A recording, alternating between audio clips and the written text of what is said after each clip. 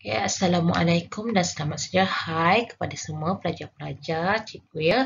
Okey, jadi kita sambung kembali tajuk bab 3 kita iaitu tajuk sistem pencernaan. Okey.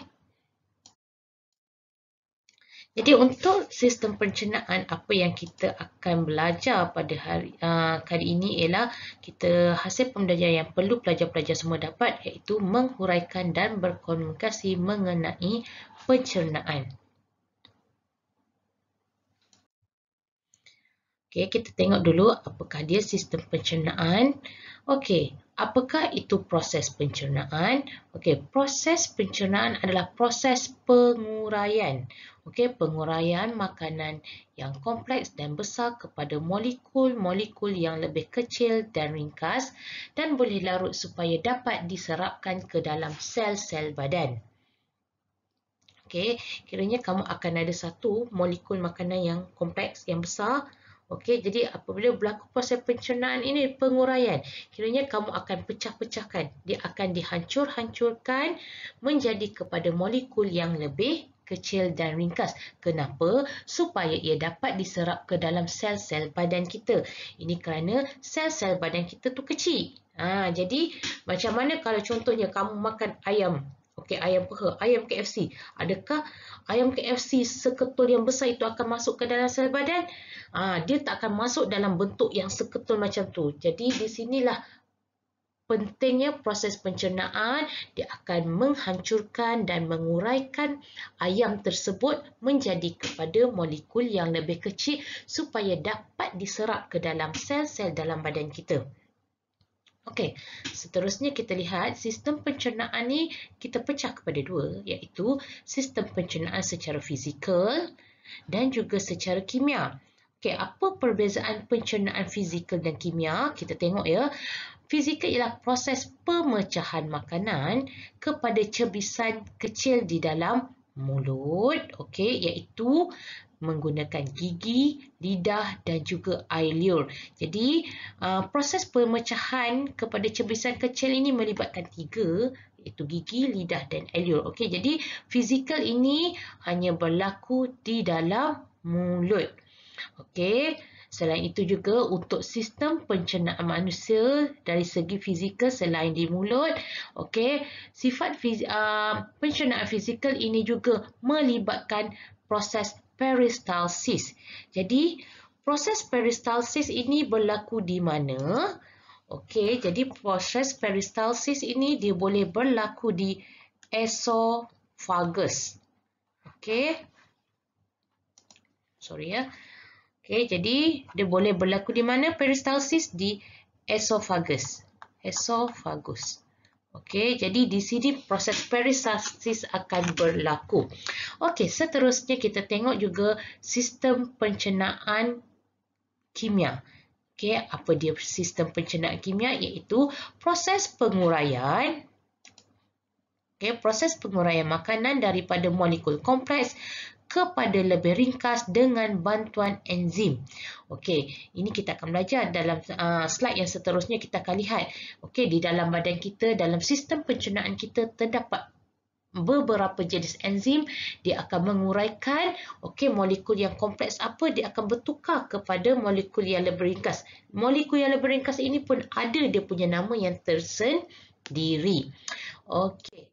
Seterusnya, kita lihat dulu apakah persamaan dan perbezaan pencernaan fizikal dan kimia. Okey, jadi kita akan lihat dulu persamaan. Okey, persamaan di antara pencernaan fizikal dan kimia. Jadi, cikgu nak kamu tengok dekat yang bulatan yang warna kuning.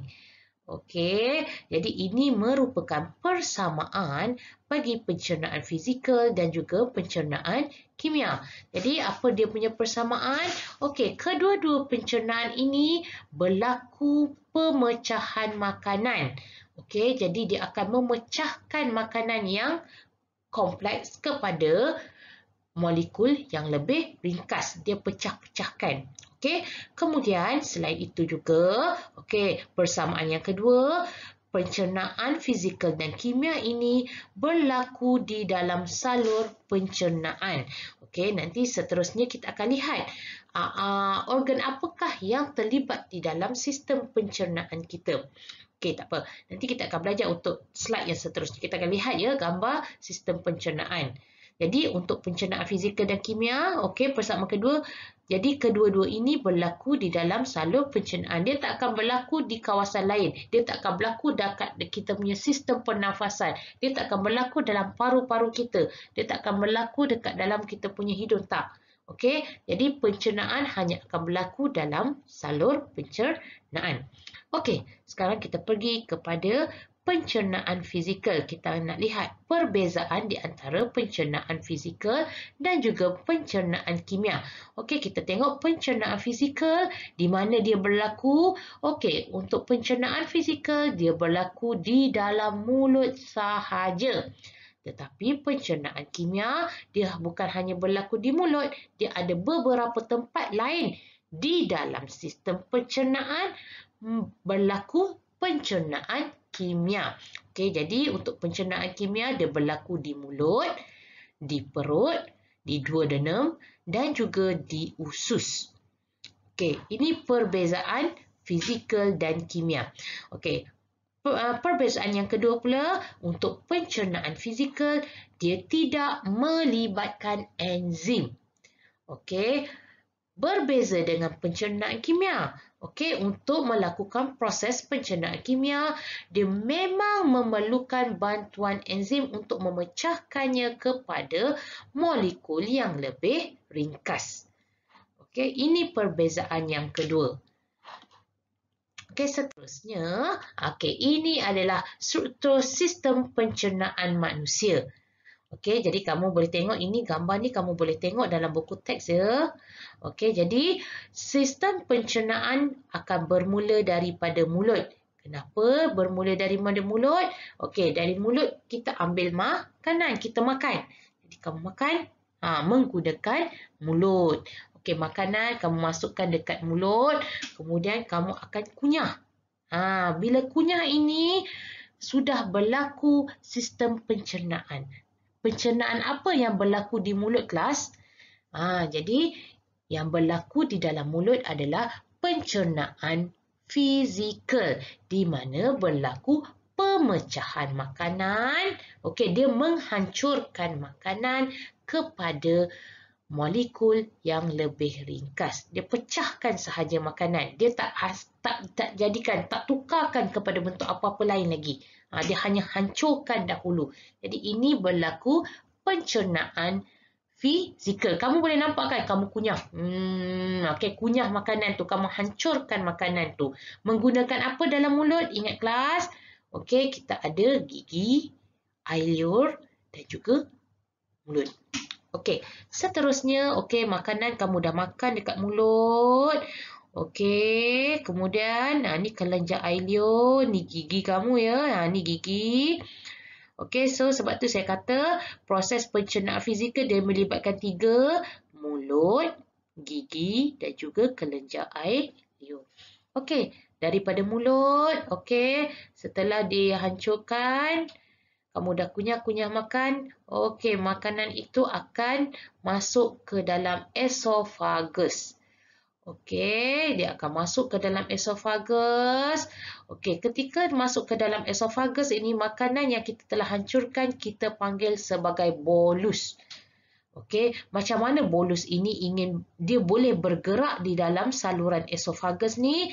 Ini yang saya dah bagi tahu tadi, dia melibatkan proses peristalsis. Jadi bolus itu akan ditolak melalui proses peristalsis.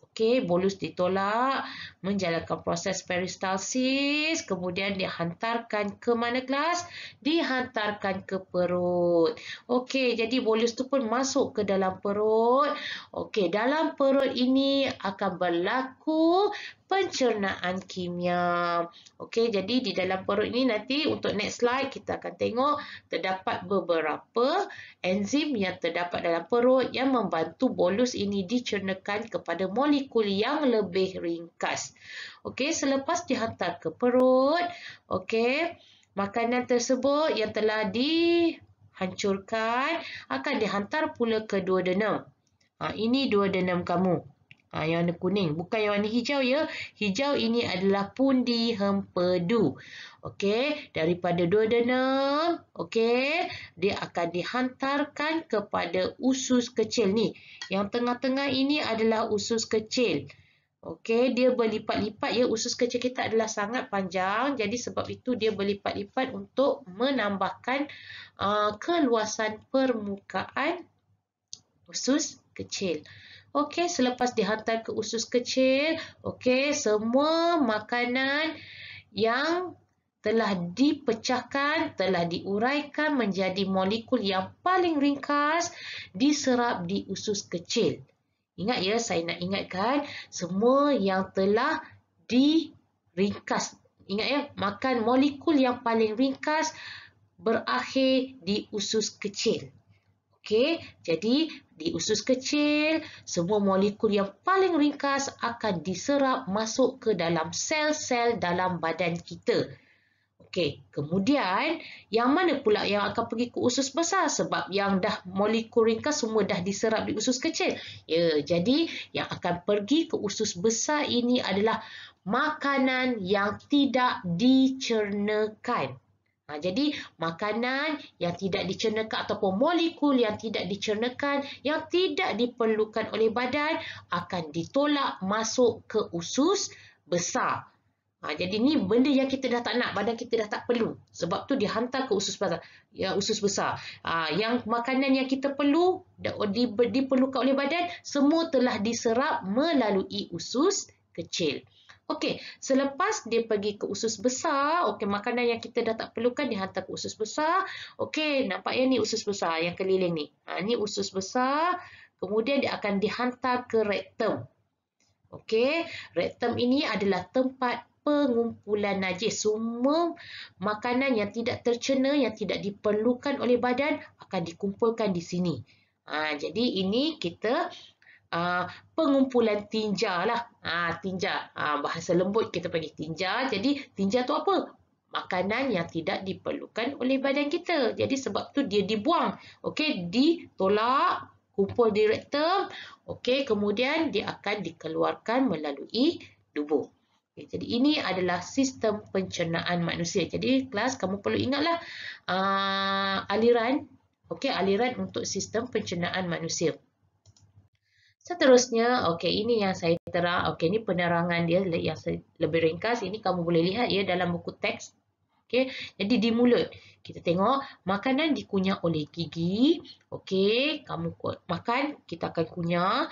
Okey, cebisan makanan dilembutkan oleh air liur. Sebab tu di mulut saya dah cakap kita perlu ada 3. Okey, ada gigi, air liur dan juga mulut. Okey, mulut kita makan, kemudian gigi akan hancurkan. Macam mana dia nak hancurkan? Makanan yang kita dah hancurkan tu, dia akan dilembutkan oleh air liur. Okey, amylase liur dalam air liur menguraikan kanji kepada maltosa. Okey, seterusnya tadi makanan tadi akan dihantar setelah dihancurkan oleh gigi, dihantar kepada esofagus. Ni saya dah cakap tadi. Makanan yang memasuki esofagus dinamakan bolus. Jadi proses peristalsis, proses peristalsis pada dinding esofagus menolak bolus untuk masuk ke dalam perut. Jadi ini yang saya bolus yang bulat makanan kamu makan dah dihancurkan, dah dikumpulkan. Okey, dia pun akan ditolak. Proses tu kita panggil peristalsis. Okey, selepas tu dihantar ke perut. Okey, dalam perut saya dah cakap, dalam perut kita ada beberapa enzim di mana berlaku pencernaan kimia. Okey, kita tengok dinding perut akan merembeskan proteas dan asid hidroklorik. Okey, masing-masing dia mempunyai fungsi yang tersendiri. Kita lihat apakah fungsi hidroklorik. Okey, asid hidroklorik dia akan mengaktifkan proteas dan membunuh bakteria di dalam makanan yang masuk ke dalam perut. Okey, asid dia kita tahu ya, asid dia sifat dia menghakis. Jadi di sini dalam perut kita, asid ini dia fungsi dia untuk menghapuskan bakteria daripada makanan yang kita makan. Okey, seterusnya proteas mencernakan protein kepada polipeptida. Okey, makanan yang menjadi separa cecair disebut sebagai kim. Okey. Seterusnya, daripada perut dihantar ke mana? Dia hantar ke duodenum. Okey, makanan yang memasuki bahagian pertama usus kecil iaitu duodenum. Jadi duodenum ni adalah a part of usus kecil. Jadi dia ada sebahagian daripada usus kecil. Okey. Kemudian hati. Okey, hati pun juga adalah sebahagian daripada usus kecil di mana hati ini dia akan menghasilkan jus empedu dan disimpan oleh pundi empedu. Apa dia fungsi jus empedu ni? Okey, jus empedu ni dia ada fungsi ya kelas. Dia akan mengemulsikan lemak menjadi titisan kecil dan meneutralkan asid kepada kim. Sebab itu kelas, kalau seseorang itu menghadapi masalah dan hati ataupun pundi empedu ni perlu dibuang, jadi badannya akan mengalami masalah untuk mengemulsikan lemak, untuk memproses lemak menjadi titisan kecil. Itu masalah yang akan dihadapi oleh seseorang sekiranya pundi empedu dibuang. Okey, soalan pernah masuk di dalam exam ni, dalam peperiksaan. Okey, seterusnya pankreas menghasilkan jus pankreas yang mengandungi enzim amylase, protease dan lipase. Okey, jadi tengok kat sini pun dah ada berapa jenis enzim, ada 3. Jadi ketiga-tiga enzim ni dia membantu untuk menguraikan ataupun memecahkan makanan kepada bentuk yang lebih kecil. Kita tengok amylase pankreas mencernakan kanji menjadi maltosa. Jadi kanji ini adalah molekul yang kompleks. Jadi amylase ni dia akan bantu untuk pecahkan. Dia akan bantu untuk huraikan kanji ini bertukar menjadi maltosa. Jadi maltosa ini adalah bentuk yang lebih ringkas. Okey, seterusnya protease. Protease ini adalah enzim. Enzim ni dia membantu polipeptida. Okey, polipeptida adalah bentuk yang kompleks. Okey, protease, enzim protease ni dia akan membantu polipeptida menukarkannya menjadi dipeptida. Jadi dipeptida ni adalah bentuk yang lebih ringkas. Okey, seterusnya enzim lipase pula. Okey, dia membantu mencernakan lemak menjadi asid lemak dan juga gliserol. Okay, so hanya lipase dia akan menghasilkan 2. Kalau yang lain semua dia menghasilkan 1. Okey, seterusnya daripada duodenum dia akan, makanan yang kita makan itu akan dihantar ke usus kecil. Okey, jadi usus kecil dia akan merembeskan 2 jenis enzim iaitu maltase dan juga protease. Okey, jadi enzim maltase ni, sebelum tu saya nak tanya, kalau ada enzim kelas, saya nak tanya sekali lagi, pencernaan apa yang melibatkan enzim? Apa dia? Ya, pencernaan kimia. Okey, jadi dekat sini sama juga tadi duodenum bermula dari perut. Kalau kamu nampak pencernaan kimia ni bermula daripada perut, berterusan ke duodenum, kemudian sampai ke usus kecil. Jadi pada ketiga-tiga bahagian ini berlaku pencernaan kimia di mana terdapat beberapa jenis enzim yang terlibat di dalam bahagian-bahagian ini. Okey, kita sambung balik. Jadi enzim maltase dekat usus kecil kita ada 2 jenis enzim iaitu maltase dan juga protease. Okey, maltase dia akan mencernakan maltosa. Okey, kamu nampak daripada duodenum ni maltosa. Tadi dia dah ringkas tapi belum cukup ringkas lagi ni. Sekarang ni nak jadi lebih kecil. Kita nak ringkaskan lagi dia. Jadi maltosa ni, enzim maltase ni dia akan pecahkan maltosa ini menjadi kepada glukosa. Manakala dipeptida, nampak ni protease mencerna pada duodenum ni jadi dipeptida. Jadi dipeptida ni belum cukup ringkas. Jadi dipeptida ni akan dipecahkan oleh enzim protease menjadi asid amino. Okey, jadi sekali lagi tadi saya dah bagi tahu pada usus kecil. Apa yang berlaku di usus kecil? Jadi ingat ya kelas, usus kecil merupakan penyerapan, merupakan stesen terakhir berlakunya pemecahan apa? Molekul makanan. Jadi molekul makanan paling ringkas berlaku di usus kecil. Dia dah takkan berlaku dah di usus besar, rektum dan dubur ni dah tak ada. Dia last station. Dia last station untuk proses pencernaan. Okey, pencernaan apa? Pencernaan di mana makanan yang dipecahkan menjadi molekul yang paling ringkas. Kenapa saya tekankan? Sebab selalu ditanya, di manakah bahagian makanan paling ringkas berlaku. Jadi, okey, ingat molekul makanan paling ringkas dihasilkan. Okey, ingat dihasilkan di usus kecil. Jadi kita glukosa, asid amino ni adalah molekul yang paling ringkas. Okey, seterusnya saya dah cakap tadi usus besar. Apa yang akan dihantar di usus besar? Okey, makanan yang dihantar ke usus besar adalah makanan yang tidak tercerna. Jadi di usus besar berlaku proses penyerapan semula air berlaku di usus besar. Okey, seterusnya apa yang berlaku di rektum? Makanan yang tidak dicerna dikenali sebagai tinja akan memasuki rektum dan tersimpan sementara di dalamnya. Okey, jadi dikumpul sampailah rektum kamu tu dah full, dah penuh dah. Nanti kamu pun, aduh cikgu saya sakit perut nak pergi tandas. Jadi ini maksudnya kamu punya rektum dah penuh. Kemudian, okey, daripada rektum tinja itu akan disingkirkan melalui dubur. Okey, boleh ya? Kamu perlu ingatlah aliran-aliran pada sistem pencernaan. Ini. Okey, seterusnya. Okey, ini merupakan tindakan enzim pencernaan. Jadi kita tengok pencernaan karbohidrat. Okey, kita boleh lihat.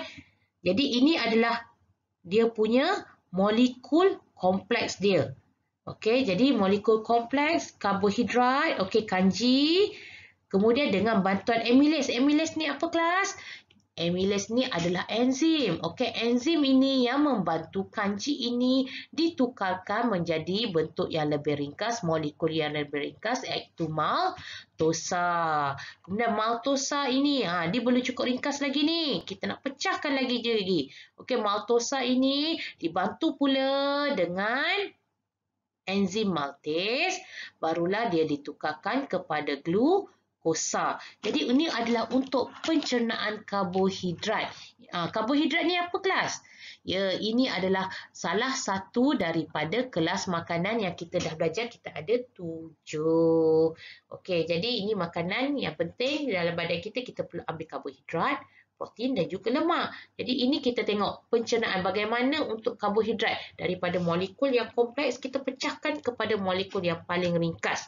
Kamu kena ingat ini. Jadi kanji molekul kompleks dia ditukarkan kepada molekul paling ringkas. Dalam exam pernah tanya, okey, apakah dia molekul paling ringkas bagi kanji? So kamu kena ingat bagi kanji adalah glukosa.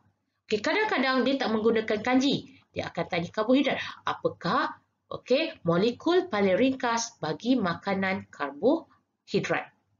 So, adalah glukosa. Ingat, molekul paling ringkas bagi karbohidrat adalah glukosa. Jadi, ini karbohidrat dia punya molekul.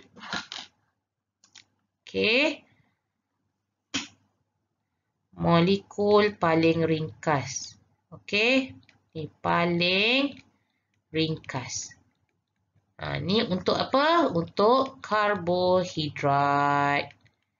Okey, seterusnya kita pergi kepada protein. Okey, protein kita akan bermula dengan protein.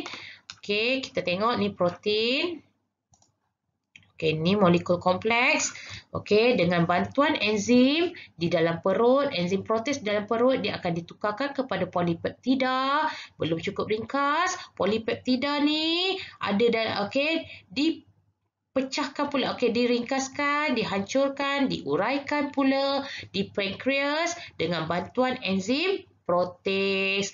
Kemudian ditukarkan menjadi dipeptida. Belum cukup ringkas lagi. Dipeptida ini dihancurkan lagi ataupun diuraikan lagi di usus kecil dengan bantuan enzim protease bertukar menjadi asid amino. Jadi kalau dalam exam dia tanya molekul paling ringkas bagi protein apa dia kelas? Ingat ambil yang paling akhir. Jadi molekul paling ringkas bagi protein Ini dia asid amino. Molekul paling ringkas. Okey. Bagi siapa ni? Ini adalah bagi protein. Okey, seterusnya kita pergi kepada pencernaan lemak. Okey, jadi lemak dia diuraikan, dihancurkan, dicernakan di pankreas. Siapa yang bantu? Enzim lipase yang bantu. Paling senanglah kalau kamu nak ingat, kamu tengok. Ni L, lemak, enzim lipase. Jadi L sama L. Okey, jadi ingat kalau lemak kita pecahkan kepada molekul paling ringkas, dia ada dua. Kalau kamu tengok karbohidrat, glukosa, protein, asid amino. Kalau lemak, dia ada dua, iaitu asid lemak dan juga gliserol. Okey, kita tengok. Okey, asid lemak, gliserol. Jadi ini adalah molekul paling ringkas untuk siapa? Ringkas untuk lemak. Okey.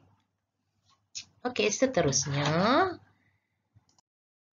Okey, jadi ini adalah latihan. Jadi, apakah dia maksud pencernaan? Latihan ini kamu boleh rujuk dalam buku teks ya. Jadi, apakah maksud pencernaan? Tadi saya dah terangkan. Okey, seterusnya lengkapkan peta tentang aliran makanan dalam salur pencernaan. Okey, jadi saya dah terangkan tadi macam mana, dari mana, bermula dari apa. Makanan mula-mula masuk dekat mana, kemudian pergi ke mana dan berakhir di mana. Okey, soalan ketiga, namakan 3 enzim pencernaan dan nyatakan fungsi. Okey, ni pun kamu boleh rujuk dalam buku.